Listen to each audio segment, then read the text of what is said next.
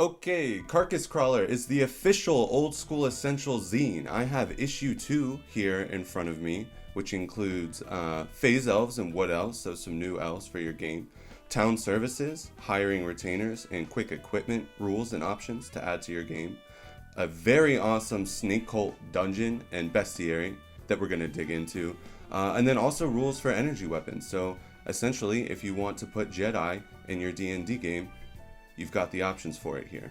So we're going to dive into it, but before we do, I want to say thank you to all my most recent subscribers, and actually about 90% of my audience isn't subscribed to my channel. So if you love RPGs, especially old school RPGs like Old School Essentials, I'd really appreciate it if you consider subscribing.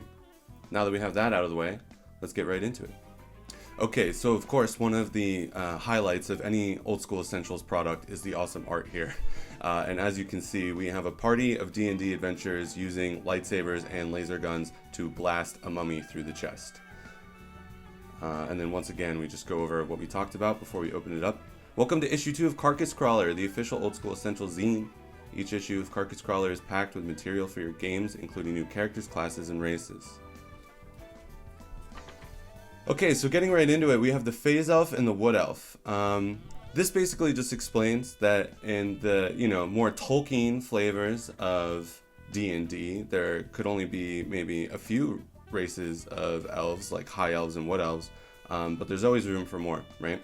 So phase elves are kind of like extra planar elves. They have very much like a Feywild flavor to them, I feel. And then the wood elves here are your very typical like Tolkien wood elves, right? Wood elves and high elves. Phase elves are a more out there variety that I really dig, and I use at my table, flavored for my homebrew setting. And then of course this also explains the separate race and class optional rules that we have available to us in Old School Essentials. Here you have everything you need to play the phase elf. Phase elves are slender, fey demi-humans with pointed ears. They typically weigh about 120 pounds and are between 5.5 and 6 feet tall. Their hair tends to be violet or silver, and their eyes are either pure black or pure white, without an iris or pupil. What also makes the phase elf very unique is their dual persona feature. A phase elf has two independent but interconnected personae or phases, their fighter phase and their magic user phase. So, of course, in old school D&D, like BX D&D, the elf was really known as being kind of like a half magic user, half fighter hybrid class that you could play. So this is just a clever way of kind of throwing back to that, and also playing on the idea that these elves come from some other plane and have multiple personalities essentially within them, which is lots of fun.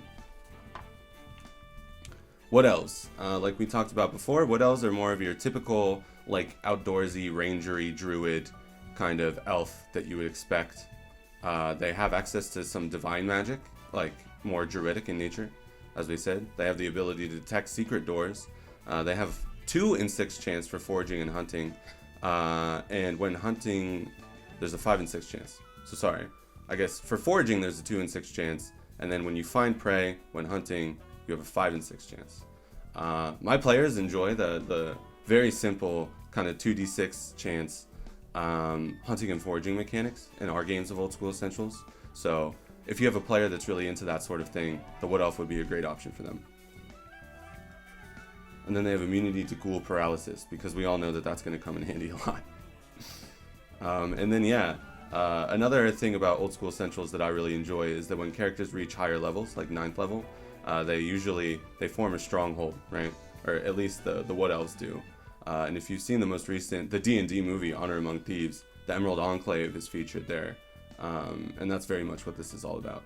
Although she's a tiefling. She's not a wood elf. And then so here we have the phase elf and the wood elf presented just as race. If you were using the race and class separately, this is everything you need. And it explains what classes a wood elf or a phase elf can be, as well as their max levels. So not every race can max out a class. It depends. And here's a pretty cool depiction of a wood elf there. I hope the glare is not too bad for you guys. I'm trying to level up my setup too. So if you guys like what you see, please let me know.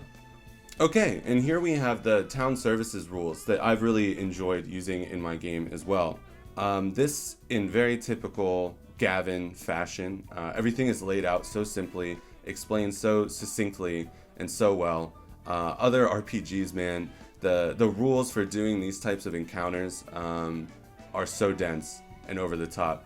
But if you want to basically, if you're running a West Marches style campaign, which is what I'm doing, this is great for the town that your players return to get stocked up, right? So of course we've got ale and mead and wine. We have inn and tavern food and lodging situations. Selling gems and jewels, the treasure that your players find while they're out adventuring. This provides very quick and easy rules for your players to be able to sell them and for you to be able to facilitate that as the GM. And then haggling. Players love to haggle, right?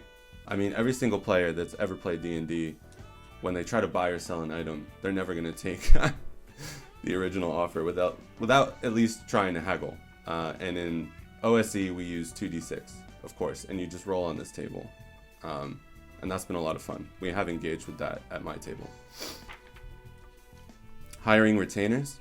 Again, very simple. So for those who are more unfamiliar with old school versions of Dungeons and Dragons, basically players are much squishier, right? So they can hire retainers, they can bolster their party with NPCs that either the GM or I prefer to allow my players essentially to control their retainers, but they can essentially hire other adventurers in your world to join them on their adventures to kind of fortify their ranks. And all of that is explained here very easily. You can offer them different shares, different amounts of shares, and it explains how your generosity is. So if your party is mean, right, they could really rip them off. Or if your party is feeling more lavish, you could pay them 10 gold pieces a day, etc. And then of course, also as well, often GMs run retainers where they take a share of XP and treasure.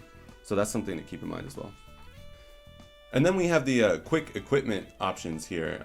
I use this all the time, and I think this is an invaluable asset if you run Old School Essentials a lot. If you like running a lot of one-shots that are more like meat grinders, or you have a group of players who are more into that flavor of fun, this allows you to roll up a new character and get them equipped very quickly, very easily, and it makes sure that the equipment that you're taking, it makes sense for your character and your class, and it doesn't overcomplicate anything. So you basically just look at your class here, and then it tells you what armor and weapons and extra items you'll have, and then you go to these tables and roll on them accordingly, right?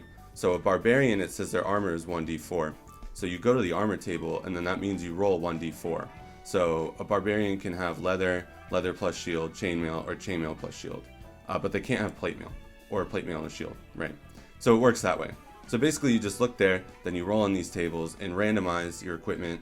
It's a fun way to preserve that kind of random, never know what you're going to get spirit of OSE when you're rolling new characters. So I really enjoy it, and we've been using it quite a bit at my table.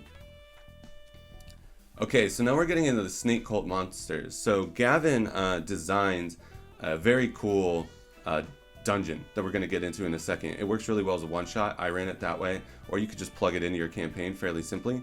And all of the different serpentine creatures that your players will encounter in that dungeon are laid out here. So this is basically a supplement to the monster manuals that you get in the full game, with just more, snaky, spoopy, snaky boys. So the alabaster serpent, that was fun. Hydras, the Hydra statue, the mushroom head mummy, those are very cool. You have these path guardians here, these looming giants, almost Resident Evil-esque monsters, headless monsters. This guy, he looks like straight out of Dark Sun to me, and I really enjoyed using all of these monsters. Wow! Look out for that guy. Okay, and here we have the one-page dungeon here, the Tomb of Aum-Ferath. I'm probably butchering that name, but I really enjoyed running this dungeon, and if you're interested in getting into dungeon design yourself, or you do like to design your own dungeons, I would highly recommend taking in this dungeon, reading the whole thing obviously, running it with your players, but also just study, how well this dungeon is laid out, and how everything you need to know about running the dungeon can be condensed and effectively explained on one page. You have the dungeon right here, and then you have the room descriptions right here. So there's no flipping back and forth at all. When I ran the dungeon, I just had this on my lap, right? I did a little bit of prep. I read through everything, obviously, and I flavored it. But everything that you need to know is right here. And that is fantastic, and that is something that the bigger players in the game, I think, need to understand and get behind. And I do see more and more people appreciating this style of dungeon design. The only other thing that I'll say is that it says it's for level 3 to 5 adventurers. I ran it at level 3 because I had 5 players, I believe, at the time. And it was a bloodbath. I mean, this was a meat grinder. So you might want to bolster the party, or you might, if you're playing it as a one-shot, I would recommend giving them some magic items before they go in to help them out. And then perhaps start them at level 5 as well. That is unless, of course, your players just love getting thrown through the meat grinder. For my party, it typically goes both ways. Some people love that, some people aren't quite so into that. So just be aware. But still, it was a lot of fun. Everyone loved it. And yeah, I ran it as a one-shot, but I reflavored it to work in my homebrew world. And so now, things that happened during that one-shot are affecting our ongoing campaign, our ongoing West Marches campaign. So that's a lot of fun, highly recommended. And honestly, this issue of Carcass Crawler is worth picking up for this dungeon and the bestiary alone, I would say.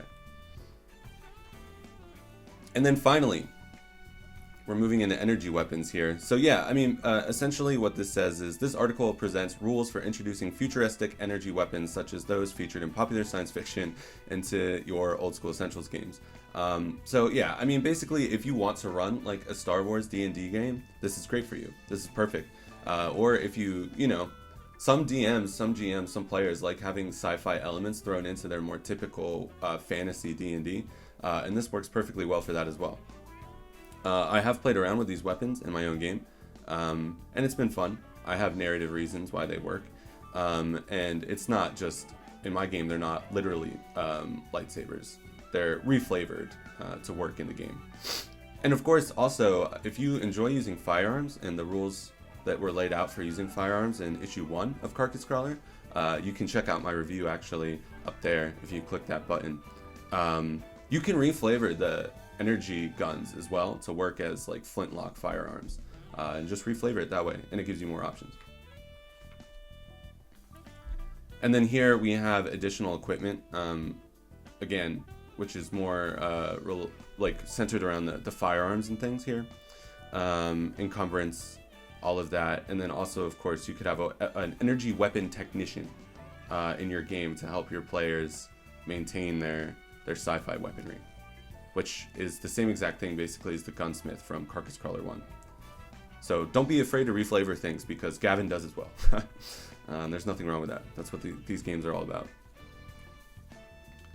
This lays out rules for item-based encumbrance. I don't particularly enjoy tracking encumbrance in my game. I find that my players never, they just don't remember. They don't really tend to engage with the systems, so I kind of just hand wave it. But if you do have players that are into it in survival, rather than tracking the individual weight of all these items, this just lays out a much more simple way based on, well, you can use the optional rule to base it on your strength modifiers. But it's basically slot-based encumbrance, and that's pretty standard, I would say, across all tabletop RPGs, at least indie RPGs, I would say.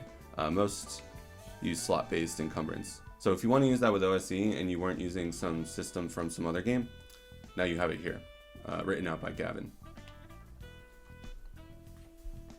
Okay, this is also a fantastic article about GMing, also written by Gavin, and it focuses on how to adjudicate traps, how to run traps in your game. It can be difficult when you're playing old school Essentials compared to something like 5th edition D&D, because in 5e or other more modern versions of the game, you know, you have, you can roll checks, right? You can roll investigation checks. Players just want to check their way out of everything. They want to use their skill checks to just magically find traps in front of them.